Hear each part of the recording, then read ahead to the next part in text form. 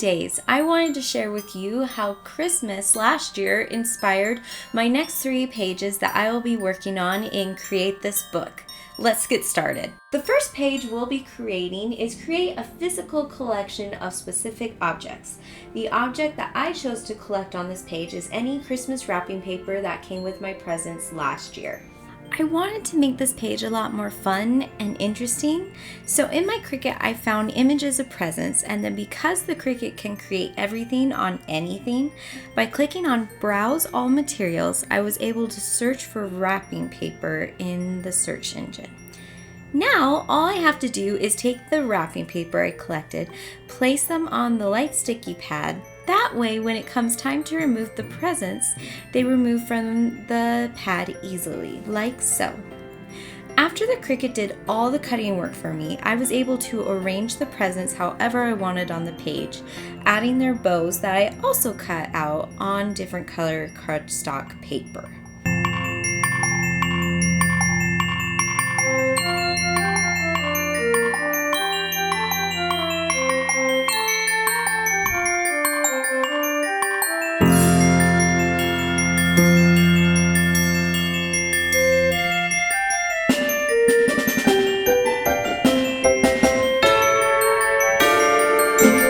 On Etsy, I found this Sailor Moon wrapping paper that I'll put in the description below. There's my collection. I think this turned out so fun, and I loved that I got to use my Cricut. The next page I will be creating is create something educational. Center this page around something you learned in school. I just remember back during the Christmas holidays, we had a couple of teachers who didn't think our brains were already fried enough, so would give us big projects to do during the Christmas break. I also needed to do a lot of research for the next page I'll be working on. You'll have to see what that is when the time comes, no spoilers. But I needed to learn all this information anyway, so I thought this was a perfect opportunity to use this page as if it was a school project for 6th grade. I remember back in 6th grade, we had to look up the different states, and specifically the state we lived in, which for me is Utah. We had to learn the history of it, when it was admitted to the Union, the animal, the insect, the bird, and so forth. And so I thought this would be a great way to have some decoration on this page while also very educational. It also really did help with my research that I had to do for the 3rd page of this episode. I did Utah and I did Hawaii, which I learned was the 50th state. I didn't know that. I did California because I have a lot of family in California, so that's kind of a special place to me. I always wanted to go to New York, and my husband finally accomplished that by taking us to Wicked. Now, ignore this first drawing. It is absolutely horrible. I couldn't get the people's faces right. Their eyes looked horrible. Her nose was wonky. Her hand looked like sharp poking needles, so I gave up and moved on from that. But I did come back to it, I promise, after I drew Texas. The other reason why I did Texas for this page is that I also have family there that are very special to me. They basically helped raise me in a way. Now we're back to the Wicked. This went so much better. I decided to stop looking at the picture and just draw the way I would if I was trying to do it my own way. I kind of went almost manga style with this because of the way Glinda's eyes turned out, and I thought the hand was so much better. I think it helped that I did the hand first and then drew Glinda's face. I kept going back and forth about this page of coloring it or not coloring it, but looking back at my 6th grade project, I would have been very well penalized for coloring it. So I decided to just leave it black and white like I would turn it in for school. I really like how this page turned out. It really did help prepare me for my 3rd page, which is create a collection.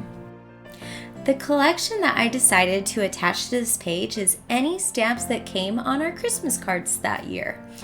The idea for this page is that you're looking at your desk and it's covered in Christmas cards from different states and countries. I also wanted to actually add envelopes that had cards in them. It was really easy. All I had to do was use the template that the Cricut had for the Tooth Fairy card that was so tiny and perfect to fit on this page. I also made the Christmas card that we sent out that Christmas in 2019. I also did 2 other cards. One was like a letter to my future self and a thank you card to someone who sent us something for Christmas. I realized with my glue as I was going that it wasn't staying, so I had to put stuff on top to weigh it down until they were perfectly dry. Now for this part, it's going to be a little confusing. I don't know why I did Dear Doodle Bop. I mean, why couldn't I have come up with a normal name? But the only conclusion that I can come to is because I wasn't going to see these letters ever again.